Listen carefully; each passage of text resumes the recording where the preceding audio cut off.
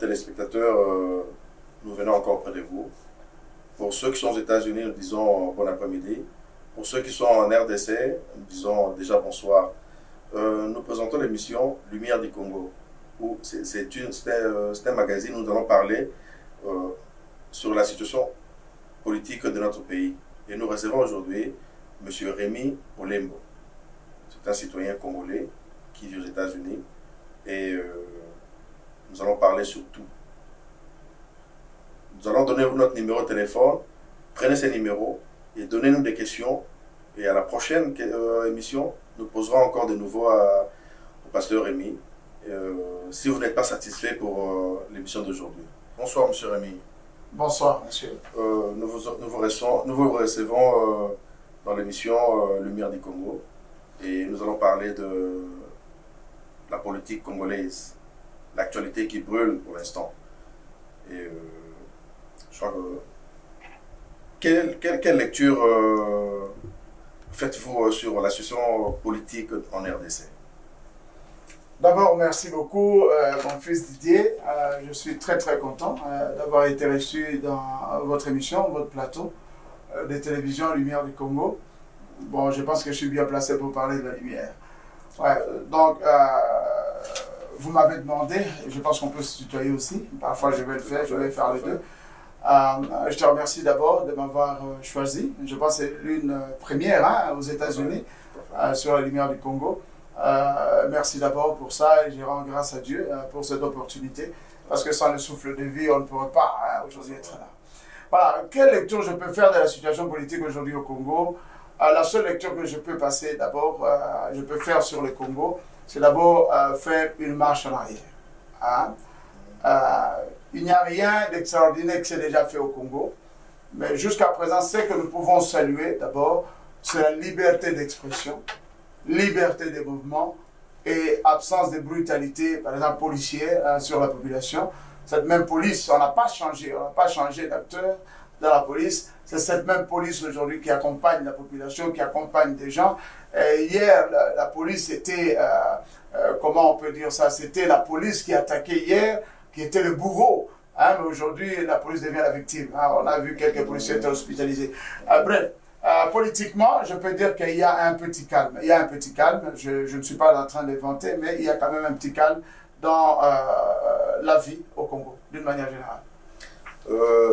Monsieur Rémi, le président de la République, Félix-Antoine Tshisekedi Tshilombo, le dimanche passé, il vient de dédier le pays, la RDC, la RD Congo, entre les mains de Dieu. Il dit, soit au contrôle, soit à la trône de notre pays. Et qu'entendez-vous par là? Qu'un chef de l'État dédie le pays aux mains de Dieu? Oui, j'ai suivi beaucoup de commentaires là-dessus, beaucoup d'opinions, ce qui est normal dans un pays démocratique.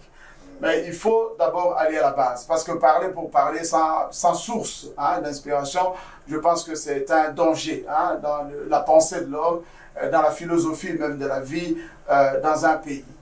Un président qui dédie son pays à Dieu en tant que croyant, il a le droit de le faire. Parce que le domaine de la prière n'est pas réservé aux souverains sacrificateurs, aux lévites. C'est à tout le monde qui est autorisé à adresser sa prière à Dieu. Peut-être que chez lui, il y a eu une nuance dans le sens que c'est public, c'était public, une prière publique. Mais c'est normal qu'un président qui se sent enfant, qui se sent petit, qui se sent incapable, impuissant, d'adresser une prière. D'ailleurs, la prière est faite pour les impuissants. Donc, il s'est senti impuissant, il a présenté son pays entre les mains de Dieu, comme Josaphat, le roi Josaphat l'a fait, comme David l'a fait, Salomon l'a fait, autant de rois l'ont fait. Je pense que c'est un bel exemple qui a été fait là par le président Félix-Antoine Tshisekedi. Bel exemple, vous attendez à quel impact sur la situation de la population congolaise? Quel est l'impact que vous attendez que ça puisse produire, ces faits de dédier le pays aux mains de Dieu? Ok, je ne pense pas que le président Félix Tshisekedi l'a fait pour impacter la population. Parce que ça, c'est dans le domaine spirituel. Sa démarche n'est pas une démarche à être appréciée ou dépréciée par les humains. Les humains peuvent faire ce qu'ils veulent parce qu'ils sont libres. Mais sa démarche est de la dimension spirituelle. Est-ce que vous ne pensez pas qu'ils ont aussi un peu raison, les personnes qui ont pensé que le président de la République a fait une grande prière à ce niveau, dédier les pays entre les mains de Dieu, il promet des choses, ce n'est pas pour se faire amadouer, c'est pour amadouer la population, se faire aimer par le peuple congolais, ceux qui ne l'aiment pas? Oh, je ne pense pas. Je ne pense pas parce que déjà, dire que tous les Congolais aiment Dieu, aiment celui qui prie, parce que tous les Congolais prient. D'ailleurs, celui qui tue dit qu'il a prié, celui qui est victime dit qu'il prie. Je ne pense pas que ce soit dans ce domaine.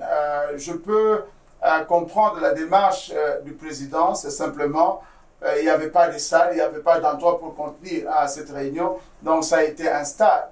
À ce fait, il a parlé à Dieu. La prière, c'est s'adresser à Dieu, pas aux hommes, pas pour être vu, pas pour être apprécié ou déprécié. Il a fait à Dieu. Moi, je pense que la démarche est bonne. J'ai entendu d'autres qui ont dit que c'est un pays laïque. Non, un pays laïque n'exclut pas la confession de chacun. Hein? Donc, si c'est un franc-maçon qui déclare son Dieu dans un pays laïque, si c'est un musulman qui appelle son Allah dans un pays laïque, un chrétien aussi doit citer Jésus-Christ. On ne peut pas extraire l'élément, la substance de ta foi parce qu'un pays est laïque. Ce qu'il a fait est bien parce qu'avant d'être président, il est d'abord citoyen de ce pays. Il ne s'était pas présenté comme président. Ce sont les gens qui parlent parce que les gens ne s'occupent que sur ce qui est palpable, ce qui est visible. Il s'est présenté en tant que croyant, enfant de Dieu, et il parlait à son Père céleste. Je pense que c'était dans ce sens-là. Donc il n'a fait que jouir de son droit des citoyens congolais en dédiant la République entre les mains de Dieu. Mais bien sûr, c'est ça le droit de la laïcité. C'est ça la liberté de la laïcité. Chacun déclare sa foi.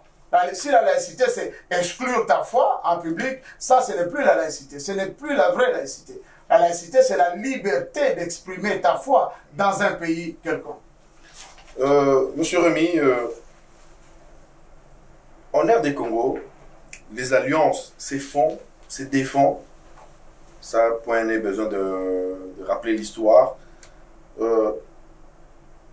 L'UDPS, l'UNC et la coalition CACH-FCC, quelle chance donnez-vous à cela? D'abord, c'est une première hein, au Congo où les alliances se font et non les guerres, séparation, bien sûr. Ça, c'est une bonne nouvelle pour le pays. Hein, même si ce n'est pas profond, hein, même si peut-être c'est un peu le sarcasme de tout ce qu'on peut penser comme accord, mais c'est quand même une bonne chose. Hein, c'est didacticiel, ça apprend, ça donne des leçons. Qu'aujourd'hui, il ne faut pas se séparer, il faut s'allier, il faut se coaliser. Hein, donc, je pense que c'est d'abord une bonne chose au départ. Mais au fait, si ils n'ont pas une politique, je ne sais pas, une racine, une profondeur dans leurs alliances, ça ne sera que du théâtre en fait. C'est tout ce que je peux te dire. Mais au départ, c'est une bonne chose. En apparence, c'est une bonne chose. Et vous ne craignez pas avec les couacs qui viennent de se passer, un honorable député qui se met sur la plénière, au devant de la plénière, et sortant des insultes auprès du président de la République et une réaction rapide de la population. Vous ne nous attendez pas à cela, un jour que ça revienne encore et pour dégénérer? Ok, en latin on dit verba volent scripta manent. Donc les paroles s'envolent, les écrits restent. Si les députés avaient écrit, peut-être ça serait resté. Il a parlé. Ce sont ce qu'on appelle les erreurs de parcours. Ça peut arriver à tout le monde. Hein. Les latins diront aussi errare humanum est perseverare diabolum. Ça n'est arrivé qu'une fois. Hein. On ne peut pas faire un scandale parce qu'il a parlé une fois. Après, il a compris. Je pense que les erreurs peuvent venir. Ce n'est pas parce que nous sommes alliés qu'il n'y aura pas d'erreur. Ce n'est pas parce que les gens se marient qu'il n'y aura pas de couacs de main. Donc, ce qui s'est passé, c'est normal, c'est dans un parcours. Le mal, c'est d'ancrer dans ce genre de choses. Je pense que, bon, ça devrait être comme ça, c'est normal, c'est ça la vie. Je crois que l'émission Lumière du Congo ne parle pas sur les individus, mais le Congo en soi a des valeurs. Il y a un opérateur politique, à la personne de M. Kamere Vital. Beaucoup disent qu'il a joué un rôle prépondérant dans l'élection de Félix Tshisekedi. parce qu'il avait une très bonne relation avec Félix Tshisekedi, il avait une très bonne relation avec le FCC, le camp des Kabila. Alors, cet homme qui a joué un rôle dans cela, pour faire passer Tshisekedi, Félix, comme président de la République, au jour d'aujourd'hui, quel rôle donnez-vous à cet homme dans le schéma actuel de la RD Congo, afin de les voir comme un poisson dans l'eau? Ok, quand on me pose des questions sur Vital Kamerhe, d'abord c'est un intellectuel, c'est une banque de données congolaise. Donc si nous perdons Vital Kamerhe, nous allons perdre une banque de données. Donc cet homme, il a fait ses prouesses dans le passé. Aujourd'hui, il continue à le faire. Et je pense que dans l'avenir, il sera toujours la même chose parce que c'est un homme, c'est un grand stratège. Il sait ce qu'il est en train de faire. Donc le rôle que peut jouer Vital Kamerhe, si j'ai entendu, j'ai bien compris la question, c'est de savoir qu'est-ce qu'il peut amener avec sa position, sa fonction, ses connaissances, son bagage intellectuel et expérimental dans le développement ou le progrès de cette République. Moi, je pense que la meilleure personne, la bonne personne à répondre à cette question, c'est Vital Kamerhe lui-même. Mais selon les connaissances que j'ai de Vital Kamerhe doit occuper des postes stratégiques. Moi, en dépit de ses multicapacités, pour l'instant, je le verrai dans le budget ou l'économie. Vous ne pensez pas que, en tant que directeur du cabinet du président de la République, il joue un rôle vraiment primordial, parce qu'il y a une coalition entre le CACH et les FCC, et les camps des CACH, c'est le président Tshisekedi, qui n'a jamais été président, qui n'a jamais eu de fonction politique, et ça fait 6 mois qu'il gère. On sent qu'il y a en dessous de ses pieds, il y a des valeurs qui les soutiennent. Et vous ne pensez pas que l'expérience de Vital Kamerhe serait beaucoup mieux d'accompagner le président de la République jusqu'à la fin de son mandat, ou dans un ministère pour montrer de quoi il est capable? Oh, moi je pense que être DIRCAP n'est pas le seul poste accompagnateur du président de la République. Moi, personnellement, ça c'est mon avis, être dans le budget ou dans l'économie, Vital Kamerhe jouerait un très très grand rôle, parce que il contient la matière, la théorie même des affaires, c'est Vital Kamerhe qui le contient. Donc moi je pense qu'il faut qu'il ait un rôle moins politique, mais un rôle de défi, de technique. À ce moment-ci, peut-être dans l'avenir, il pourra prétendre à des postes politiques, mais pour l'instant, Vital Kamerhe a besoin de ces rôles, d'un ministre du budget ou d'économie. Je le vois mieux là, parce que c'est ce dont ce pays a besoin pour l'instant. Et Vital Kamerhe est un élément rare, propre, pur et capable d'assumer ce genre de fonctions. Je sais, tu peux me poser des questions peut-être, pourquoi pas, par exemple, le ministère de l'Intérieur. Non, il peut bien jouer ce rôle aussi. Mais Vital Kamerhe, pour moi, ça c'est un avis personnel, c'est le budget et l'économie. Avec Vital Kamerhe dans cette histoire-là, le Congo va atteindre, je pense, le haut niveau. La question, on peut, pour terminer avec la personne de Vital Kamerhe, comme question, si seulement vous dites, vous ne l'avez pas connu personnellement, mais vous faites une image de lui par rapport à ses déclarations, par rapport à ce que vous avez pu le voir dans les images. Et il a pu vendre son image, sa personne dans le média. Et c'est comme ça que tout le monde s'est fait une idée de M. Vital Kamerhe. Mais la question n'est pas là. La question c'est pourquoi M. l'honorable Vital Kamerhe s'est fait trop effacer de moins en moins dans les déclarations. De moins en moins, il fait des déclarations dans le média, et ses apparitions publiques sont devenues très en retrait. Et c'est pourquoi. Bon, si on parle de Vital Kamerhe, moi je pense que c'est un grand stratège. Il est un intellectuel, il connaît la valeur du silence. Parce que le sage, il écoute plus, il s'était. Hein, ce n'est pas pour cela qu'il est absent. Je pense aussi que Vital Kamerhe, qui est un grand intellectuel, hein, il a un bon bagage dans le domaine. Son silence, peut-être qu'il est en train de se préparer. Peut-être qu'il est en train de cogiter un nouveau plan, comment il peut faire pour que ce monde, notre pays, du moins la République démocratique du Congo, puisse redémarrer. Aussi, peut-être son absence hein, peut aussi dire quelque chose d'autre en préparatif aussi du nouveau gouvernement. Hein. Peut-être qu'il est en train de concocter hein, un programme concernant son affectation. Je pense que c'est un peu plus dans ce sens-là. Il ne s'efface pas volontairement. Hein, il ne s'efface pas volontairement. Donc on peut le traiter d'une sorte de maquis. Il est en maquis pour une émutation. Moi, je pense que c'est une stratégie. Un intellectuel, au fait, en général, un intellectuel ne réagit pas comme ça à la trompe. Un intellectuel se retire d'abord. Hein, il étudie. Hein, il établit un projet, un programme. Je pense que c'est ce qu'il est en train de faire. Son silence, parce qu'il est concentré hein, à préparer quelque chose. Okay, je crois que le peuple a compris un peu sur nos acteurs politiques, surtout celui qu'on pense qui peut être la clé de la situation actuelle, où il y a la coalition, cohabitation, il y a opposition, il y a... Dans l'opposition, nous savons qu'ils sont presque divisés, dans opposition républicaine, opposition, réclamation de urnes, c'est quand même confus actuellement. Mm-hmm. Donc, mais on ne peut pas dormir là-dessus. Il y a une question que je pense poser à M. Rémy. Oui. Le président de la République, dans son interview accordée à la presse occidentale, avant-hier, à Lubumbashi, il affirme que tout est prêt pour sortir le gouvernement. Mais il reste que la question des animateurs. Quels critères donnez-vous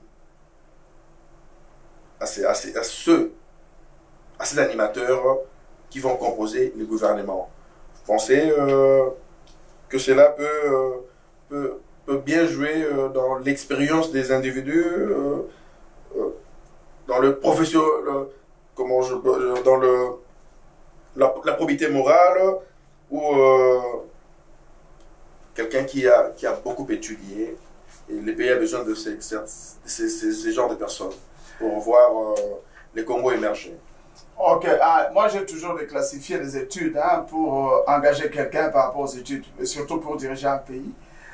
Les études, je ne pense pas que ça ait une grande valeur. C'est important, mais ça n'a pas une grande valeur dans la sélection des gens. L'expérience aussi au Congo, l'expérience avec qui? Avec quel président qui a été honnête dans le passé? Il n'y en a pas. Donc ce sont des gens qui ont des expériences, mais des mauvaises expériences.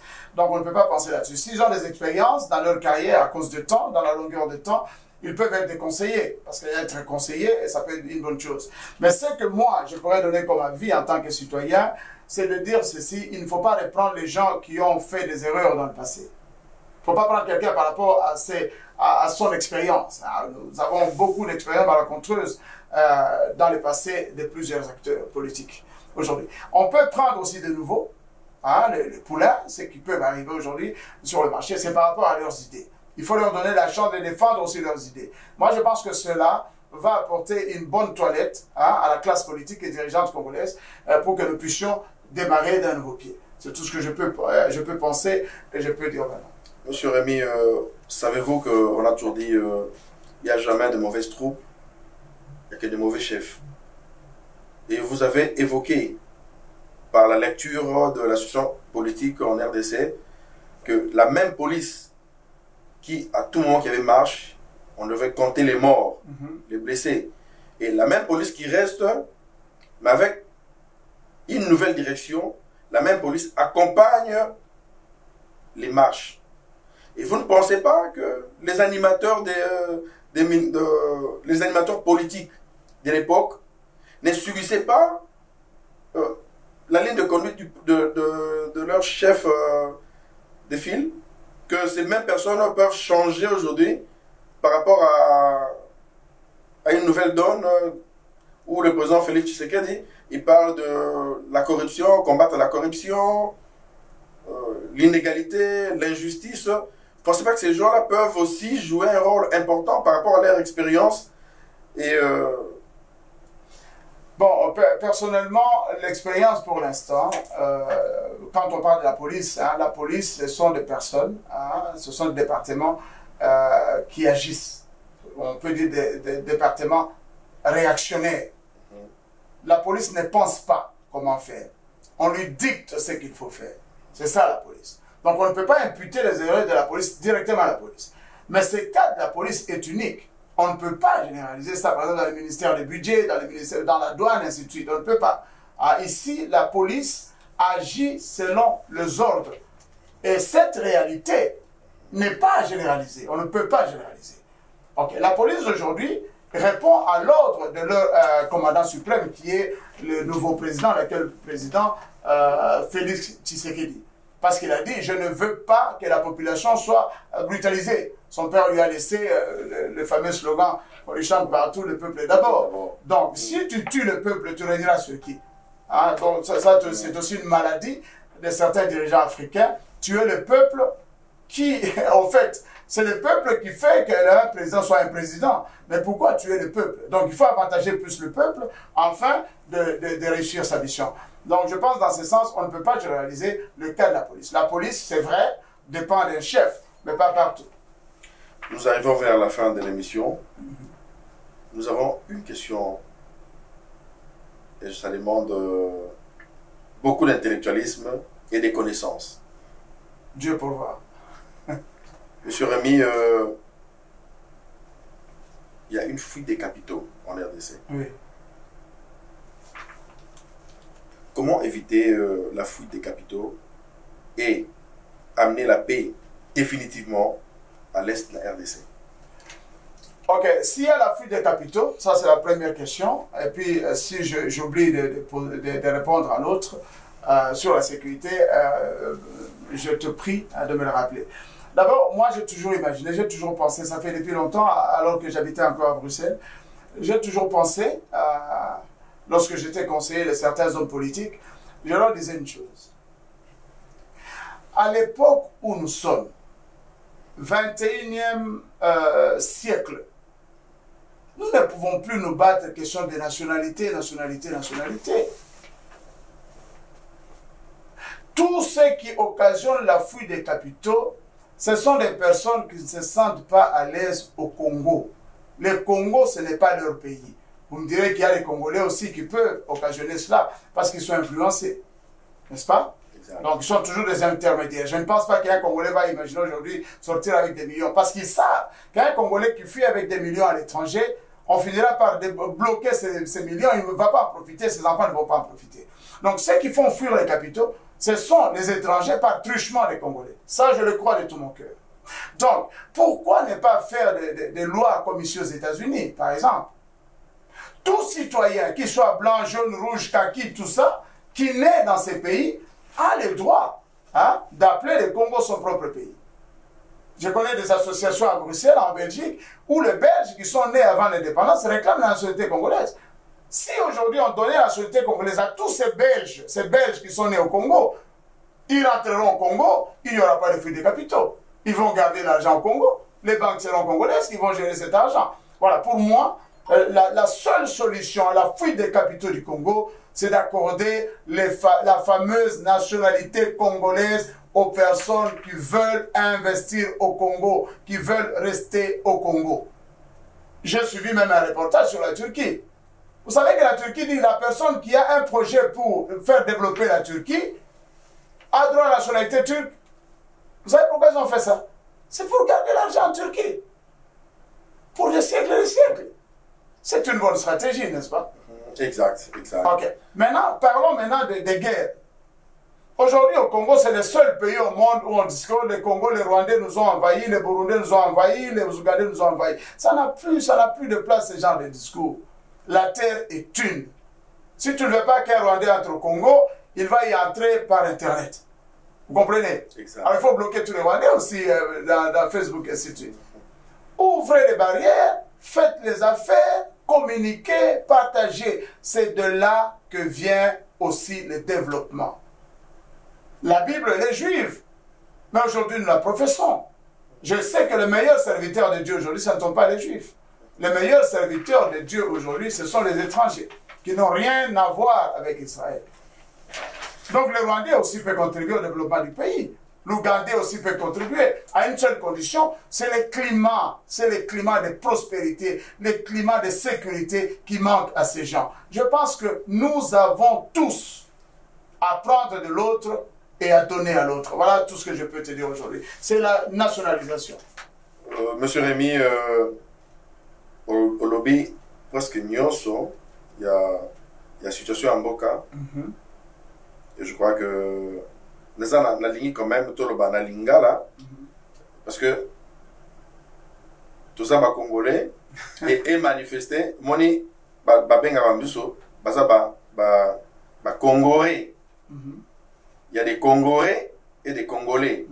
Alors c'est par rapport à ça que dans le cas tout on a lingala pour qu'on expliquer le peuple congolais et que na bango même na ba jugement et émission pour comprendre que et ça, les citoyens congolais, c'est l'émission, et non les citoyens congolais.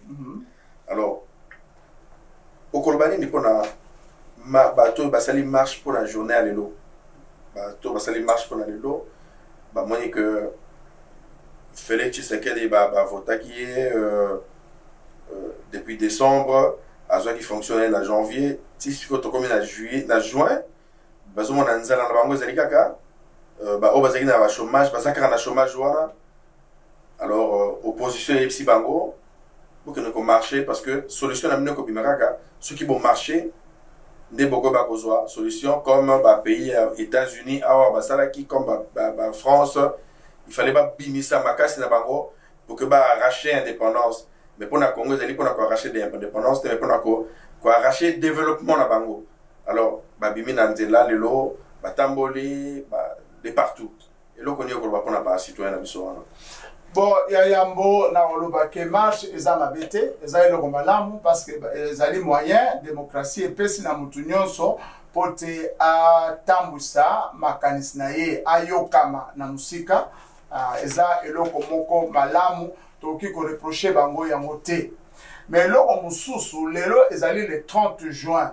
Le 30 juin, ezali mukolo oyo, tokoki ko effacer yango te, tokoki ko voiler yango te na makambo mususu. Esenge to se concentrer na méditation. Tozwa indépendance, ça fait 59 ans. Pona nini kino lelo toza konyokwama awa na libanda congolais za ishu kombo ya ko présenter te. Fo bomba yango po ba fungolelo nzela. Ozomona. Donc, fallait to vanda to yeba esika nini toza kokende. Peto yeba ndenge nini mboka na biso eoki kozala lobby. Sikoyo, lelo, ceux qui basali marche na bango eza malamu, pourquoi le 30 juin? Pourquoi le 30 juin pas mukolo mususu? Bato oyo ba marchaki, bazalaki poussé par des intellectuels, les gens qui savent calculer. Notre pays, c'est vrai, on peut marcher parce que la démocratie, mais n'a plus besoin de marche. Notre pays, au moment où nous en sommes, a besoin des idées, des plans, des projets. Batu oyo bazana batu bele ba vanda nanu ba eloko nini ezangi biso. Soki mutu ya masina aza kolela nzala, mutu ya gombe ayebite makambo ya nzala batu ya masina. Fo mutu ya masina asexplique ndenge nini nzala na ye azoyokela yango. Ozomona. Soki bazwi siko rapport ya batu nyonso wana basangisi basali yango lokola memo, ba intellectuel bazali ba yekoli ndenge nini tokoki kosala pote tolongola batu oyo boye na kati ya pasi na bango na kanisa wana eleki marche, ça va sonner fort et haut.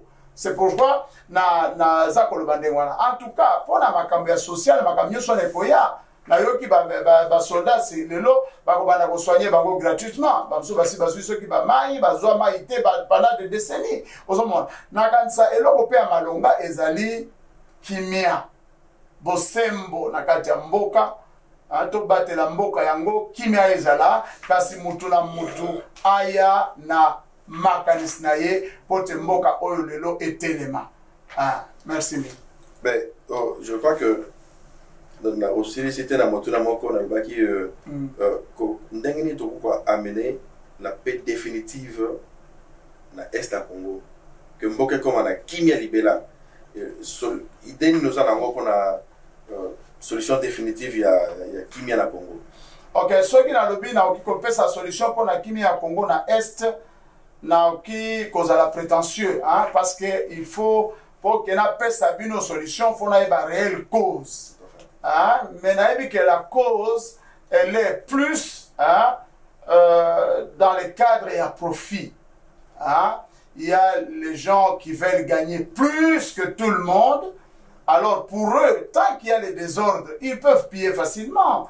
Et il n'y a pas de taxes, il n'y a pas de quoi, il n'y a pas de... Voilà, c'est un peu dans ce sens-là.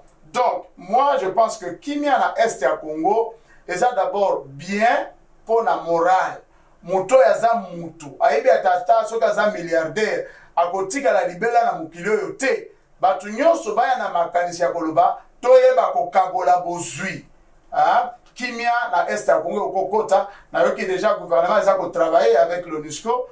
MONUSCO, hein, pour être, déloger la poche wana, il y a des rebelles, dans le sens où autorité est à la moko, peut essayer de développer, hein, mboka, investisseurs étrangers, parce qu'ils ont besoin de cette paix, hein, de cette stabilité de l'Est. Parce que moi j'ai vécu à l'Est, j'ai étudié depuis l'enfance à l'Est, je suis resté très longtemps, dans le Barapé, Swahili Malam, parce que la tanga va côté wana. Et ça, côté moko, mbongo, ezali. Bozwe okiko salema facilement nzamba pambola ngambo wana ya mukili okiko yeba te ozana idete yango wana batu nyonso bazana mayele pe molimo nzamba kosunga bango bazonga sima baluka intérêt ya mutu nyonso mutu moko te okiko lia nyonso ye moko pe atonda wana le logo na ngena na loba. Donc dans un mutuna moko ya suka je crois que au côté la caméra dans la caméra et Motuna Souka,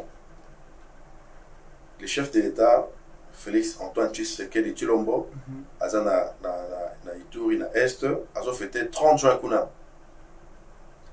Motuna Souka Nezali, la main dans le cœur, je souhaiterais qu'on la Kuna parce que on a le président de la République, Félix Tshisekedi, les Boko na Motema, et l'Okonini, au lobby na président de la République oyo que yé amona le pasteur Rémi alors que nanga eloko moko que ndeko nanga compatriote nanga ya États-Unis monsieur Rémi alors que nanga eloko moko eloko wana etika nanga na motema azana est pona ko soutenir bandeko kuna ko fana na bango pona pasi wana mais conseil nyoko ko bana yé oyo utina kati ya motema na yo. Monsieur le Président Félix Antoine Tshisekedi Tshilombo, si je peux te dire quelque chose du fond de mon cœur, c'est en partant de ton intervention, votre intervention, si vous me le permettez, au Kenya pour la première fois à Nairobi, vous avez reçu hein, un groupe de Congolais. Une fille s'est présentée en disant « Je suis président de l'UDPS ici au Kenya » et vous lui avez répondu « Maintenant, je suis le président de tout le monde. » En tout cas, ce que je veux vous demander aujourd'hui, c'est ce que vous êtes déjà et ce que vous faites déjà. Mais pour moi, restez intransigeant sur cette position. Aujourd'hui, vous êtes le président de tous les Congolais. Dieu aussi l'a dit. Dieu ne fait exception de personne. Dieu aime tout le monde.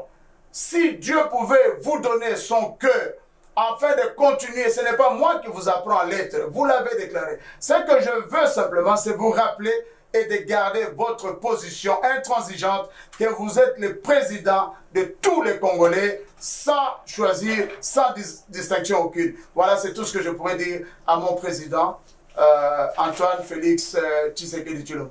Merci beaucoup. L'émission est arrivée à sa fin. Je crois que peuple congolais, Bakolandabiso partout, vous allez vous habituer avec Lumière du Congo.